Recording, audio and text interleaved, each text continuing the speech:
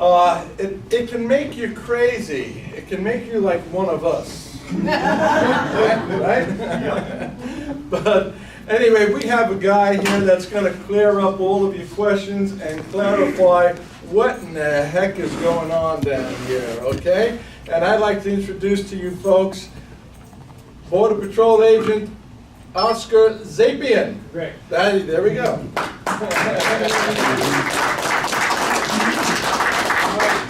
Thank you. First of all, I'd like to, on behalf of the Yuma Sector Border Patrol Chief, Mr. Anthony Kravosnik, I want to extend his gratitude for inviting me to this meeting.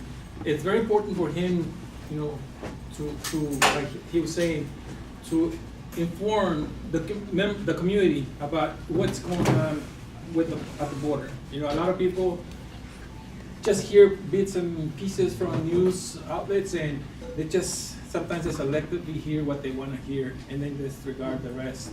So I'm not here to express my personal opinion about what I think about what's going on at the border. I'm just going to present you with some facts, and questions that you may have. I'm going to try to stick just to the facts. I'm not going to express my political or personal opinion about what I think is happening here, or whose fault it is, or what do I think we should do, things like that. So I mean, you're going to try. I'm going to try. Yes. So I'm going to tell you a little bit about myself. I've been a Border Patrol agent for almost 19 and a half years now. My title is Special Operations Supervisor. Right now, I'm in charge of the program of community outreach, and that's the reason I'm here.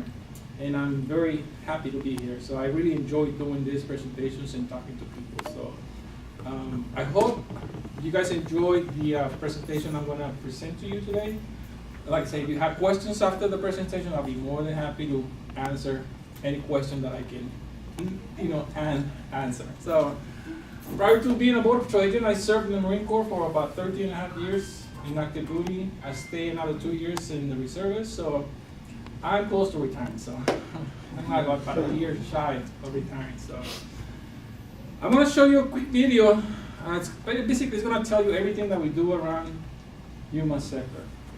I see cameras, and I'm sorry to tell you, you cannot film this video because it has classified information on it. It has faces of agents. Oh, filming the video. It filmed the video. Okay, so I won't show the video. We'll show the Gotcha. But it's okay to film your presentation. But Oh yeah. But when I yeah. show you the video, Okay. I'm gonna sit down or set to a side. Okay, But so please we don't can't show film the the video. video. It's not out there to the public. So like I was telling you, I'm making an exception for you guys today, so you guys can see what's happening. I'm gonna show you some pictures and and you can probably take pictures of Okay. it. But the video, please don't take. Sure. Because then usually somebody will post it online, and then I can get screwed up for that. that's not going to happen here. You might retire early. Yes. Yeah, because actually the video has pictures of agents in operations, and it shows their faces. Okay, gotcha. So I'm pretty sure some of them will not be happy. We want to protect them. Yes, exactly. So, also, I'm going to be able to take you on a ride to the border, probably Yes. half of the group at a time. So, so I have with you a whole harmless agreement, so you know you have to sign that whenever you go on a government agency sponsored ride or something. So, I'm going to pass it around, read it, put your initials, and then sign We it. have to sign a waiver. Do you have pens? Or I only have pens. All right, so I'm gonna get the video ready and stuff so they can see exactly what's going on. It's not a made-up crisis like some people say. It's actually happening. I have a short. I'd like to show you a quick video, and that one I think this is Okay, good. is being released to the Cool. public. We can So see this. let me see if I have it here. This one you can videotape it. Regrésense para atrás.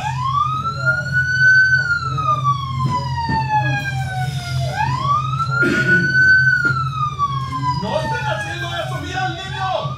Cuidado. Cuidado con el niño. Cuidado con el niño.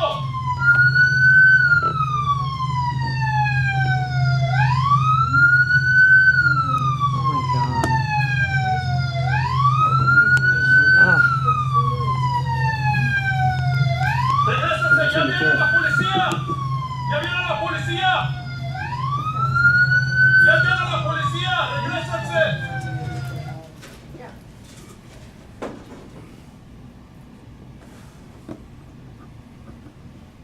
Ugh.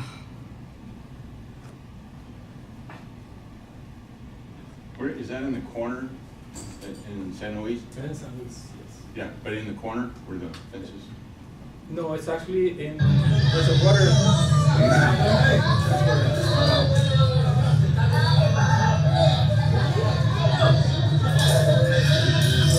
These are agents photographing this. Yes, yes, right. And you see the Mexican police on the other side trying to give them out. And their smugglers are. Right, in red. ¡No crucen! ¡No! Por favor.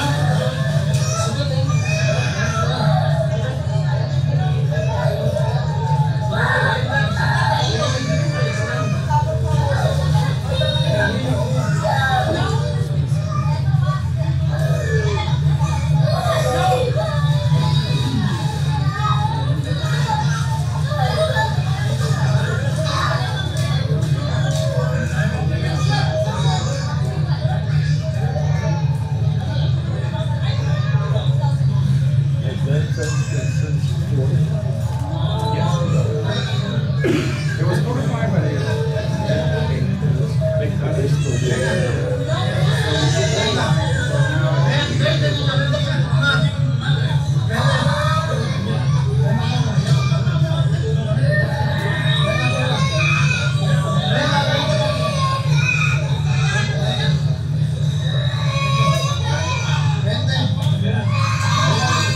Her baby's on the other side, and that's the mother right there. So she decided to leave the baby behind. In this case. Oh my God. How can you do that? How can you do that? Estaba traumada esta pobre niña.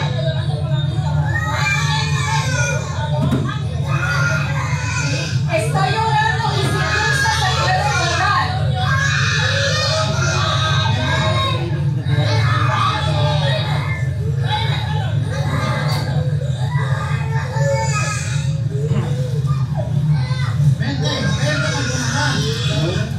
Unbelievable. Oh, it's unbelievable.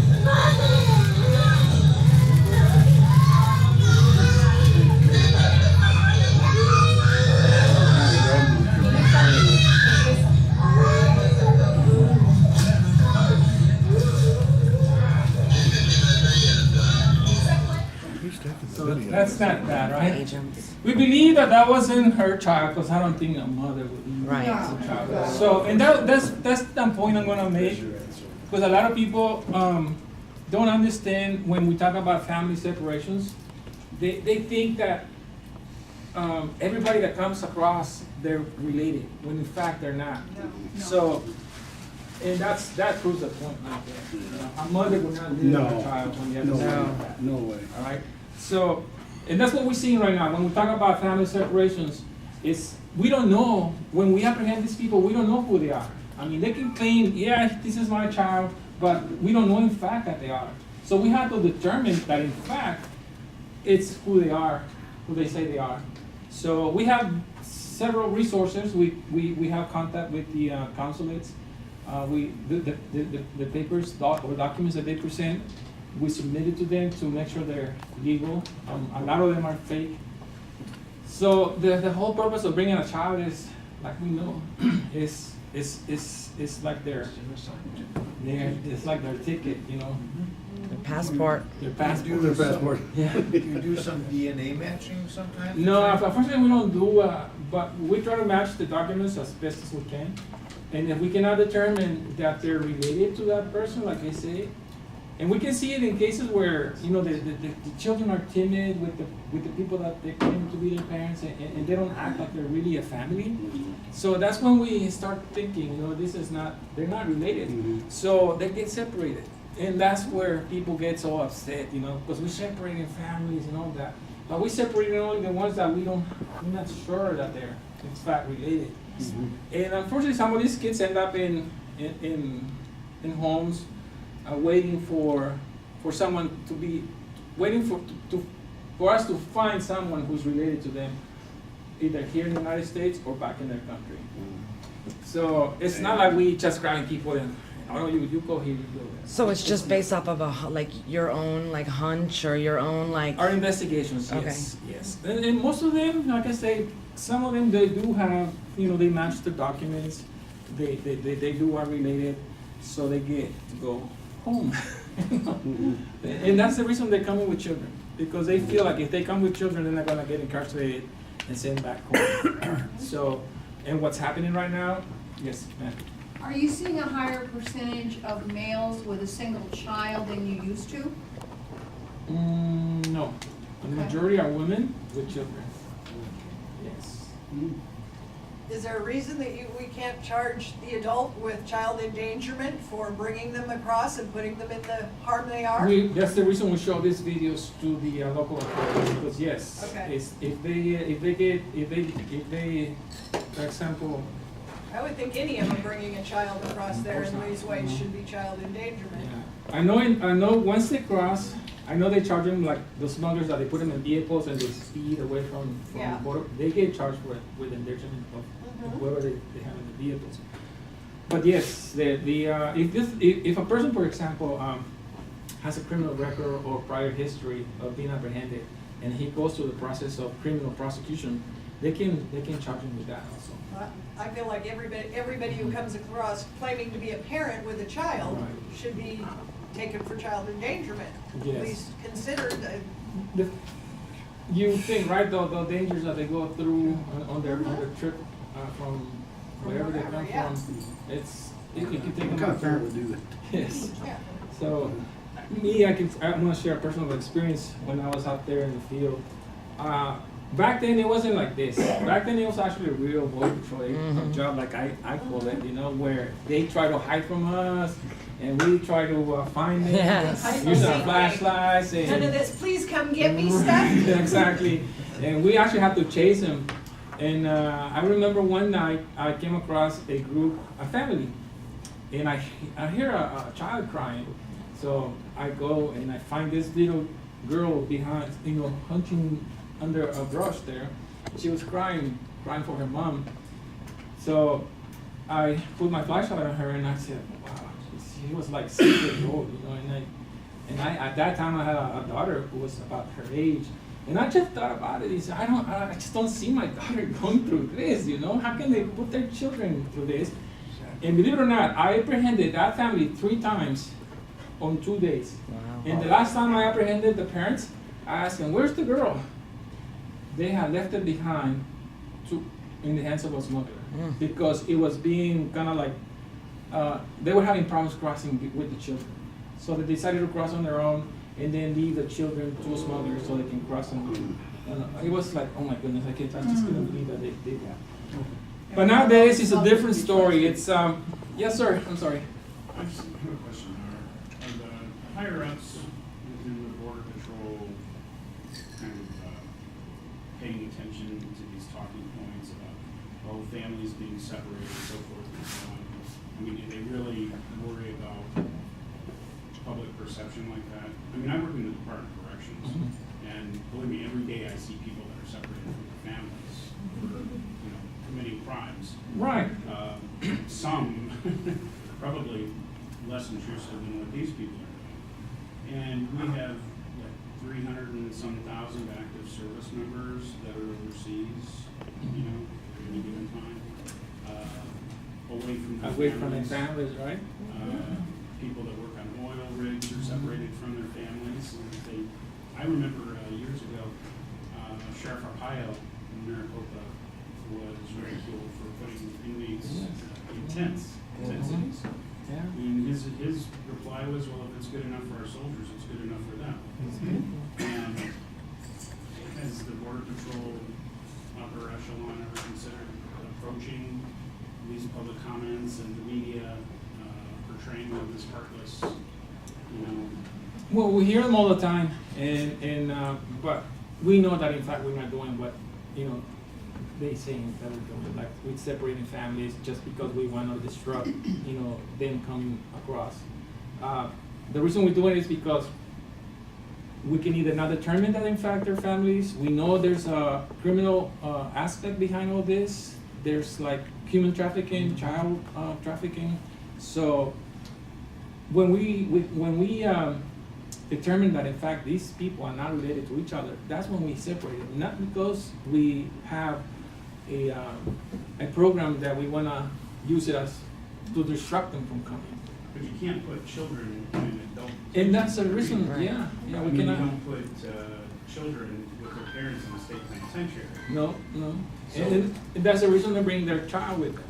I don't hear anybody actually explaining that to the public. Though. Exactly, and that's why the public, the majority of people have a misperception of what's actually family separation means. Yes, sir. President Trump, a couple of weeks ago, said he was gonna close the border down unless there was better control down there from Mexico. Now, has Mexico truly responded to that threat or not? Can you see any difference No. 2 weeks ago from now? No. So my experience, I mean, I'm not just talking to what I see. I haven't read anything official, but what we hear and it hasn't. We haven't seen any effect to that. I personally worked before I did this job. My prior assignment was it was called the Mexican Liaison Unit. So I used to go down to Mexico and speak to Mexican government officials to ask them for their support, you know.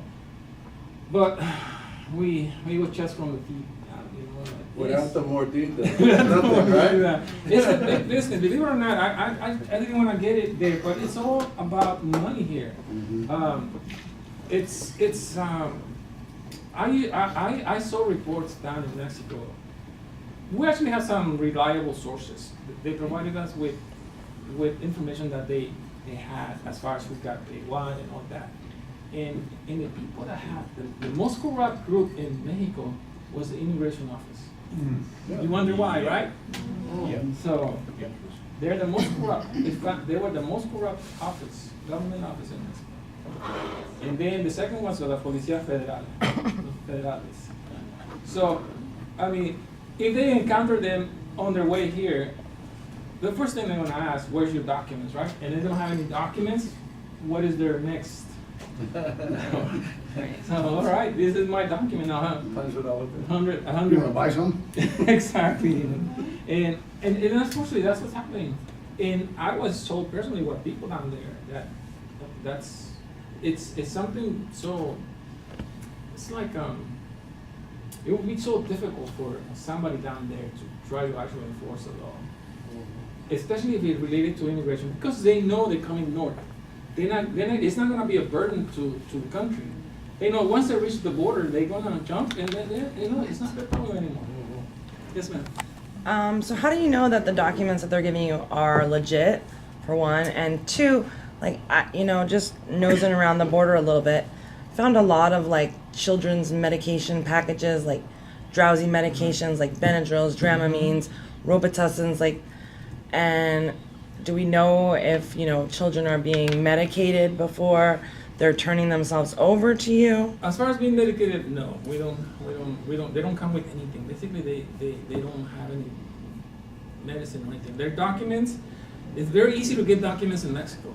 And in the past, they were using like fake Mexican documents when they were actually being returned to their country, for the reason that if they presented a Mexican document, they were gonna send back to Mexico, so they were not gonna send all the way back to Guatemala or Salvador or Honduras.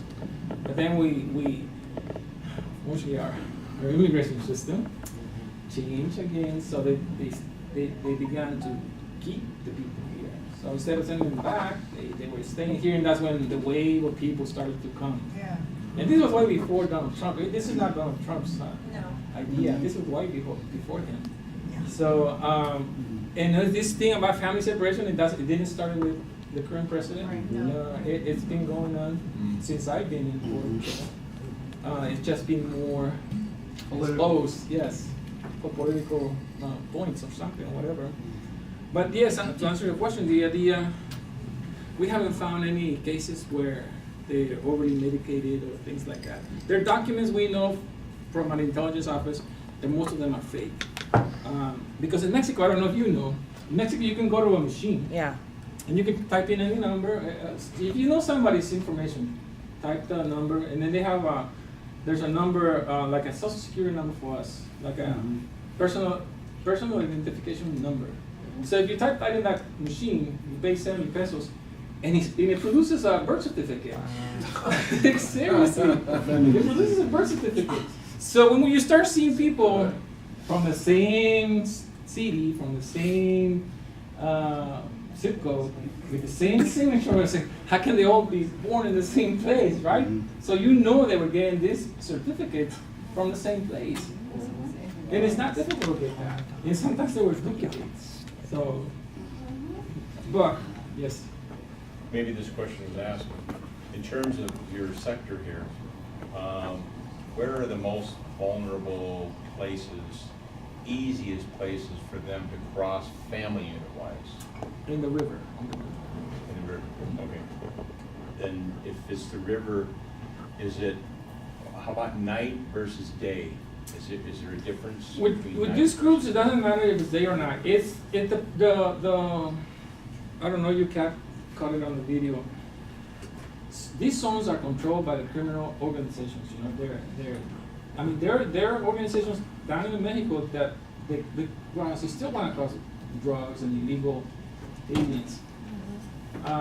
So they're controlled. So it's not a fact of day or night. It's just when they can, I guess, if let's say if a group from San Luis wants to cross through the river, he has to pay the ride to cross to the river. So that's the way it works. Yes. If you receive gunfire from the Mexican side, are you allowed to return fire? No. No. Unless we feel like if they're in the U.S. side and if it possesses a threat to us, yes. But if They're on the U.S. side? Yes, if they're on the U.S. side, yes.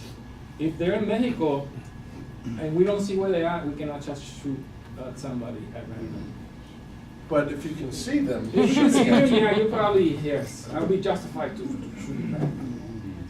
Yes, sir. Several years back, I had heard that the community of Yuma was sympathetic to the illegal immigration issue. In other words, they sympathized with the crossers and the workers coming over and so forth, and that Yuma was sort of like sanctuary area in general. And that was several years back. Now with this has the mood changed, or was I wrong in my earlier assessment? What is the community of Yuma's feelings on this crisis that we have in their backyard? Nowadays, the community is very supportive of our operations here. I can feel confident of going around the CD without hiding myself from being a border patrol agent like in other cities. Right. Where they have to wear a jacket or cover shirt or something. You don't want to be seen where you pull up your vehicle in your driveway because they're going to go puncture your tires or break your windows and things like that. No, here in Yuma, they're very supportive. Since I've been here, I got here in 2005. I started my career in San Diego, which was totally different. We used to have demonstrations there almost every weekend at the border with people against border patrol operations, and we used to wear covered shirts after work. Try to keep our identity, so they don't see who we wear. But here in Yuma, I feel like we're very it's very supportive of us. I'm sorry. Does any of your sector in the Tohono O'odham reservation area? No, that's covered by Tucson sector. Tucson sector, okay. Yes.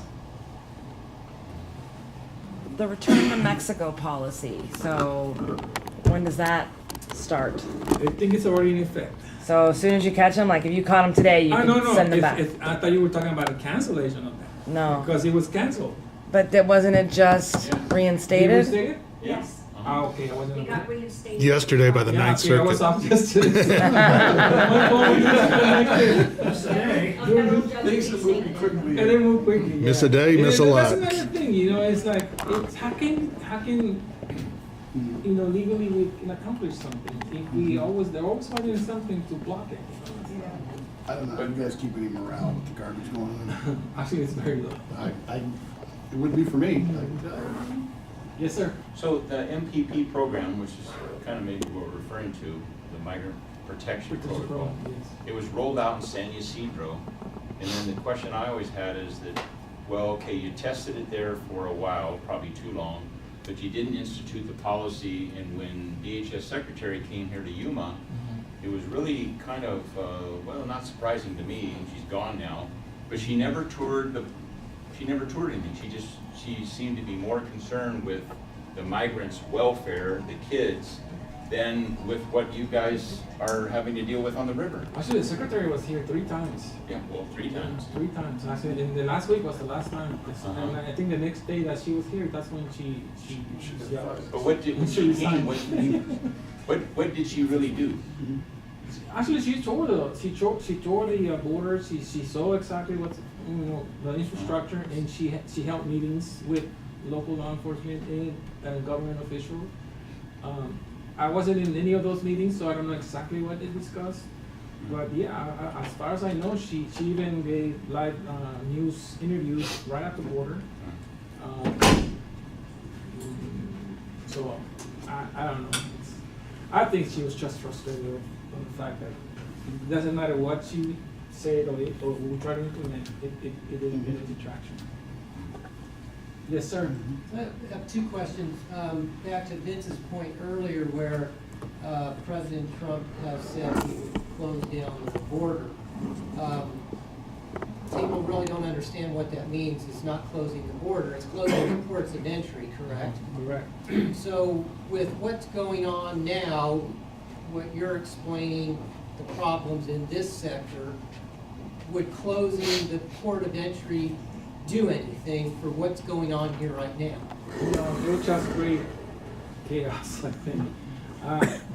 Because, like I was telling you, there's 2 types of operations as far as I can tell you, border patrol, border security operations. One is like we protect the border, we prevent the, terrorists and terrorist weapons from coming across our country. That's our main objective at the border. Right now, the phenomenon that we're seeing, it doesn't matter if we have a 30-foot wall or close the ports of entry, as long as there's a gap or a river where they can crawl under or cross through, they're not gonna stop coming. So that's the problem we have right now. It's a different thing. So are you saying that the border wall is not effective? No, it is effective as far as controlling where they're gonna enter. Where it is, Yes, it's where it effective, is. right? Yeah, they But can take it down to a what's funnel. happening right now, it doesn't matter, if it's not like, if we don't have a 100% sealed border, it's not gonna be If effective. they can get through and find one of you guys. If there's one hole in it, or if there's some ditch underneath, they're gonna find it, and they're gonna cross through it, they're gonna exploit it. You saw how they were jumping over the fences, and we see that all the time. Every day they do the same thing. My frustration was it seemed like all the fence they were building back in the open borders days of Bush and Clinton and everybody, was stuff you could climb up. It was a beam and they could climb it So you too can easy. climb in, crawl under it. Yeah, they torches. brag like, oh, they're Yeah. climbing over. That's the problem with the fence. Well, you build the fence right and they can't climb it. So. Yes, sir. When you detain a few or something, and you're at a point where you have to release them, how do you determine where you're gonna release them? Good question. Churches. I want to explain you the process from the moment we catch someone, and to probably give you an idea of the process that an illegal alien goes through. So we can only hold them in our cells for 72 hours, 3 days max. So we have to get them out of there because we're not a detention facility. We are just an administrative, center where we catch them, we process them, we determine where they're gonna go, and then we send them out to the respective areas. So when we catch them, we don't know who they are, we don't know how many times they were apprehended, we don't know if they're criminals or the first time they cross.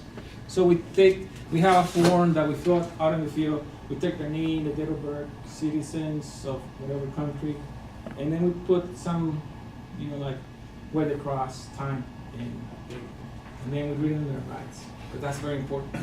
We gotta read them their rights. Believe it or not, if we don't read them their rights, if they get processed for criminal prosecution, they get, So they get the same Yes. courtesy that a citizen would, huh? Yes, yes. I don't know if that's right. And then if we hold them at the, None of it's station, right. No. If we hold them at the station over 72 hours, we have to give them their rights again. So, we have I to. thought it was 20 days or something. I'm sorry? I thought it was 20 days. No, that's just our station. 3 days, we can only hold them for 3 days. Well, you read them the rights, you do it in Spanish. We do it in Spanish, yes. But you're saying this is just for your facility here, you're not saying this is the overall Right. policy, this is just what you. No, folks that's have to overall do? policy as far as detention facilities, border patrol detention, border patrol stations. We're not a detention Border facility. patrol Border patrol stations. stations, yes. Okay. We're not detention facilities. We don't have the facilities to provide them with showers, hot meals, or anything like that. So they have to be out of there in 72 hours.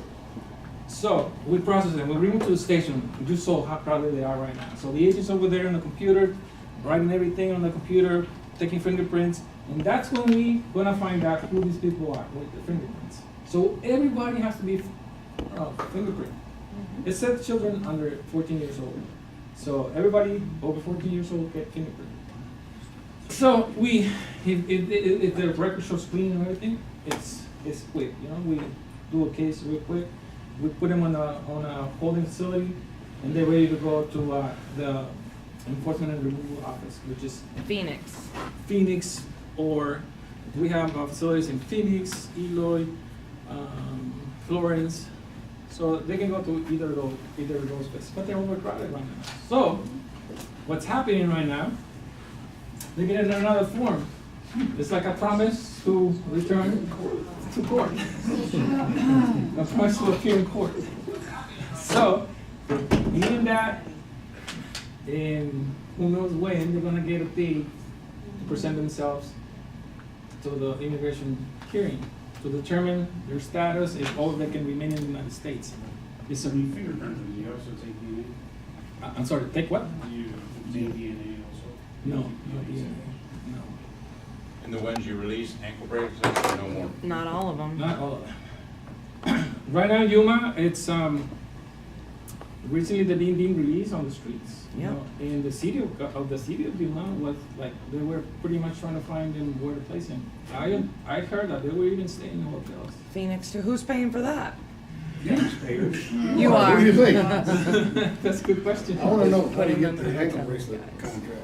Yes, ma'am.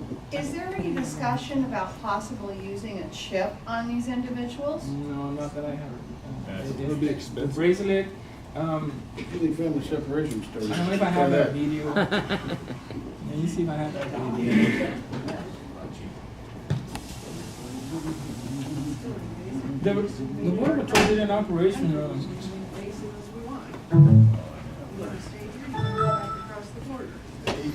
Yeah, they're dumping them on the streets of Phoenix too. Yeah, Yes. anti-Americanly. Yeah.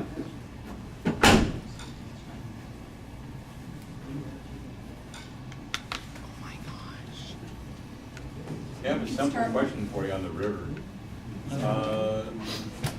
You know plans to do anything barrier-wise along in there, or is it just And the river, status yes. quo? Yes, and that's what the reason I think the whole border tour started with. And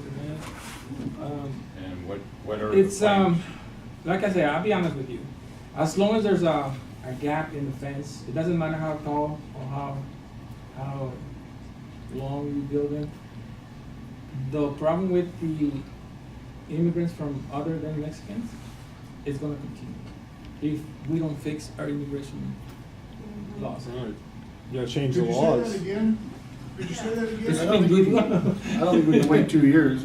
That's kind of a, you know, as long as it doesn't matter if you build a high fence or how long you build it. If there's a gap in it or something to crawl on it, with what we're seeing right now, it's not gonna, the problem is not gonna stop. But you said OTMs, OTMs, other than Mexico.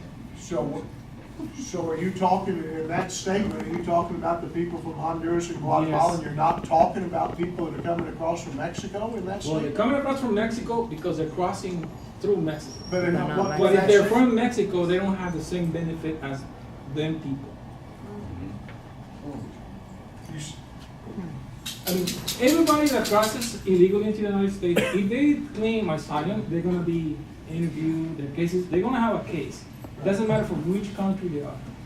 Right now, the immigration benefit that the people other than Mexican are taking advantages is that they're being released to either a family, a relative, or out in the street on their own. Because it's too hard to send them all the way back through Mexico Yes, to their country. yes. Okay, gotcha. With the promise that all those people are, on a later date, are gonna come and appear in front of an immigration judge to determine their status. Because they all have applied for asylum. And, Two ways. Yeah. But you mentioned OTMs, will they do the same thing for if they're from Mexico? yes, if they come here and they claim credible fear and they claim asylum, yes, they have to, they go through the case, they go through the process. But, you know, it's, right now, it's, What we've heard is about 10% show up. What do you know of that? 10% shot of, For their hearing after the fact, release them and then they 10% actually show up. that's a good question, because I don't have the numbers as far as how many of them get approved, and that's probably what you're asking, right? Yeah. Has the military been of any real assistance to you, or Yes. is it just Yes. window dressing? No, it's actually, as far as a logistical aspect of it, yes. Because You'd have what's to happening, nurse by yourself. this problem is pulling agents from the field, you know. I'm lucky to be here, so I should be out there helping them. But the chief wants this information to go out, so this is one of the programs that he feels like is important to keep. So, Well, right now, there are thousands of people watching this right at this moment, so it's getting out there. I suspected that. We, this group here, needless to say, is pro-legal immigration. The other side is pro-illegal immigration. How many of these presentations do you have to do for a group that's on the opposite side of what our beliefs are? Are they asking to talk to you and No, do this actually, type of no, presentation? that's, They don't want the truth. they don't want to hear the truth. And I've been in groups where there's one or two, and they always have their questions, and but we try to avoid getting any type of confrontations, you know. I mean, we respect their opinion, we respect, you know, but we don't get in an argument with them. Yes, ma'am. What can we do to help you do your job more effectively? Doing things like this, you know, talking to people, telling them what you just learning today. And when you hear on the news something that you say, no, that's not true, and you know the fact, you know, tell them what the facts are. You're not telling us anything we didn't already know, to be honest. And we've been kicking it for a We've been- while. Because you're You're interested, confirming what you're we thought. interested in this. Yeah. I have a neighbor where we talk about it all the time. He talks about the president, the border patrol, and then I confront him with facts, with things where about what's he just blocks his Oh, head. yeah. Wow, it's gotta be frustrating. It's frustrating. You're on the ground, you know. When they start cussing at you, you know you've already won the argument. Exactly. And unfortunately, that's a lot of people. They don't want to accept the facts. Oscar, when you take us in these vans, do you offer return service back to the hotel? I'm just. We have one Processed and sent back. Round trip. So if I had enough confidence, yes, I would. So what you want us to do is follow you down there, and then you'll load us up in the vans in Yeah, order to we'll- get a close look at. We will what's stay in going a on. common area there, probably that place. Okay. I don't know if you made it all the way last time you were here. No. Pizza Hut in San Luis. No, we couldn't find anything. No, we went down to the Pizza Hut area. Okay. There's a parking lot, so there's probably we can stage there and then Oh, okay. we can, from there we can go and. Okay guys, I'm gonna lock this one off. What is less than 30 here, I think, right? Something like that. Stay tuned at the border soon. So we can do that. So yeah, once they get released from our station, they get turned over to the ICRO, and then from there they're trying to find them space where to place them, and if they don't have a space, they get released. So that's what's happening right now. So is it true that that you guys are giving pregnancy tests to the children under 14? Yes. Yes. And why are we not fingerprinting them? I think that would solve such. Everybody's being fingerprinted. Except the Except children. children, the minors. Why are we not fingerprinting the children? It's against the policies. I mean, we have established policies where actually it's. It'd be nice for you guys to be able to say, well, this particular We're- child has had Right. 17 different We're parents in the considering last minors. month. Right. Yeah, they're You know? minors, so they You treat- can't they question treated child as- without an adult present with that kind of thing. Probably. So, same It's thing. all legal things. But we're giving them pregnancy tests. Yeah, because that's a medical, that's a To me, medical, that seems a little more, That's a medical. it's a medical issue. So I'm gonna show you. about that. Not yet, so do what you're gonna do. For the tour that we're gonna do. Yeah. That's a question to ask you about. Did you show the whole three? Yes, I want to show you just what we have right now, so you get an idea of what we're gonna see.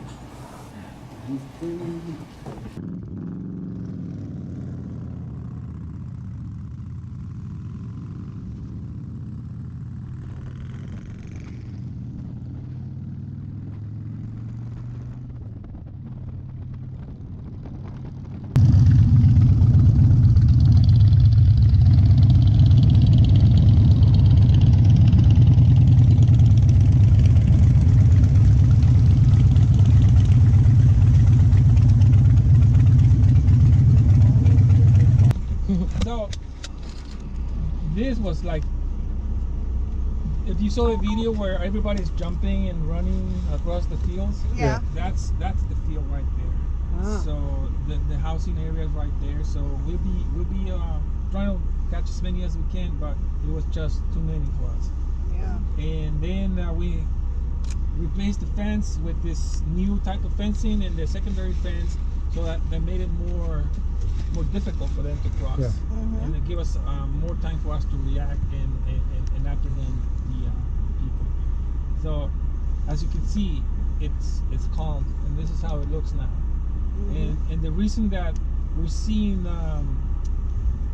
people still, getting across is because they're not trying to avoid being apprehended. Right. Yeah. They're just giving They're up. emboldened. So someone who's actually trying to avoid apprehension is going to have a difficult time beating us here. I know this fence here is a lot shorter than what's up at Sierra Vista up in there. Yes, actually, yes. I think this is like 15 feet high. Well, we noticed a There's barbed difference. wire here on the bottom, so it's not like they can just climb the top and drop down. We noticed a difference in the way that people that are here illegally would respond if we would pull up on our motorcycles at somewhere where they were located. 10, 15 years ago, we'd pull up and they'd all run. Now they stand there and look at us and put us on. Yeah, they're emboldened. They think that there's no consequences to their actions. There isn't. That's the thing that I know. Americans really get upset about, because they get away with being in car accidents and not having insurance and no driver's license. If it was an American, we'd go to jail. I know. You know what it's going to take? It's going to take Americans suing about the disparity of treatment. And that's what it's going to take. Kate, in San Francisco, her family was just denied a right to sue. Kate Steinley. I almost bought one of those. We're really good friends with some of the Angel families, and I'm rather honored to know that at least 2 of the people were in the Oval Office when President Trump signed his first veto. This is the area where they cross. Here on the, you saw in the video where they, Oh, that's where they were coming across? Yeah, so this Wow. is the area, guys, where we saw in that video. before that, I don't know if you can see. So what's this group? Go ahead, here. They Go ahead. just crossed. They I just- got it, I got it. Okay. Can we get out here? No, I'm sorry. I think that. No? Is this a holding area for them or something? Right now it's kind of like being used for until we get more vehicle to come. Under the Oh, fence. you can see it right there. They just came over. Isn't that awful? God. Here for a bus. Well, their parents are somewhere in Guatemala. Waiting for the ride. This is So this is the actual border, this river? the river is actually runs down there. That's it's a dry right now. It's dry. But the actual boundary is right there somewhere. So this is what's left of the Colorado by the time it gets here? By the time it gets to Mexico. That's sad. Yeah, this is the little water they get on this side. Yeah. Most of the water goes. I was telling them there's a dam over there. Yeah. And it We're gonna waving. California. They're waving at us.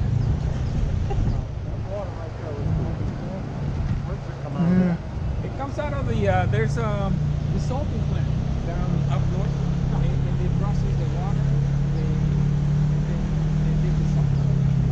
Water that's somewhere small build like me.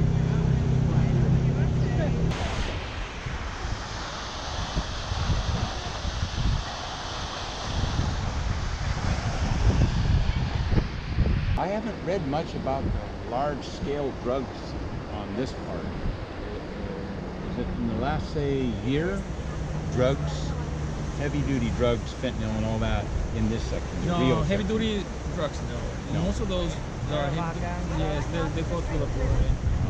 But we do have events where they cross marijuana, other type of drugs. The heavy duty goes through. But it seems like this is the family unit section. Let's call it the family unit section of your sector. It seems to get a lot of families. Yeah, no, actually this section, it's up north a little bit more and over there where we saw the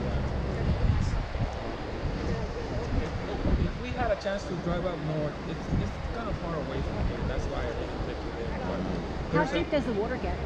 No, it's probably Just knee deep? there's where the dam is at is pretty much dry and it's like they just walk across it. And the fence where it looks like it stops down there. Does it really No, stop? it doesn't stop. It curves and then it just keeps going. Okay. On your camera system, so it's night and day, right? You got infrared. Is that controlled by the Yuma sector guys? Yes. 24/7. Right, it is right now we've been supported by the National Guard. I see some FLIR trucks that are our border sector in El Centro. The FLIR trucks, Yes. you know what I'm? Yes. There's some military that are doing that now. Helping Yeah, some of those military people. Yeah, I know some of them can't film them. Because that way it frees agents to actually go process. Yeah, there's quite a few of them. They're staying out on the dunes, out on Gordon Well, and So it almost seems like a very thin person could squeeze between the poles. Yeah. Is that? I don't think I've seen anybody. But what would they have to do? Then there's Yeah, that's true. It's a wide open area. It's like ridiculous. No, actually, you see footage of people climbing this like it's nothing. Do you get blowback They because throw a rope and they just climb over. They throw the rope on the other side.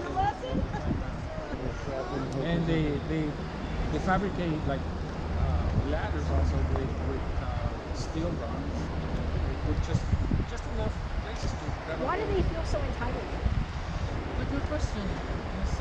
Is the They're coached by non-government organizations. And since the United States, we're a humanitarian. You can look at, country. you can find a list.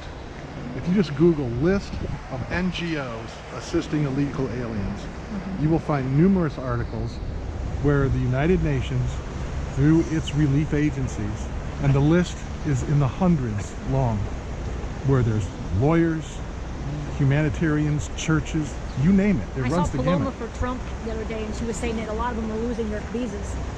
A lot of the lawyers and stuff that are over there are losing their visas. So their visas have You have to crack down on that. You have to say, look, assisting people to commit a crime is a crime. Do you get a lot of blowback because of your heritage? I'm sorry. Do you get a lot of blowback Exactly. because And that of for your a long heritage? time too. No, Before no, some laws that no. were on the 'Cause books. There's a lot of agents in that You know. actually cannot discuss or show you. But this is, for him, is a gift. So you people like you can get the word, Yeah, because the media ain't helping. media. No. So it drives us crazy. Well, trying we're to the get real media. Yeah. Trying to get media attention is just ridiculous for our side. Especially in our community, somebody asked me the questions, how receptive is the community? If they don't know the truth that we actually do what we want to do, they're gonna think that we're bad. Right, you're just doing this because you want to pick on the poor brown people that are trying to come here for a better life. I'm sorry. Can we help our own people that are here for a better life first? And worry about them second? How come they're not going after George Soros' charities? You can go after them for money. He owns the judges. That's way above our thing.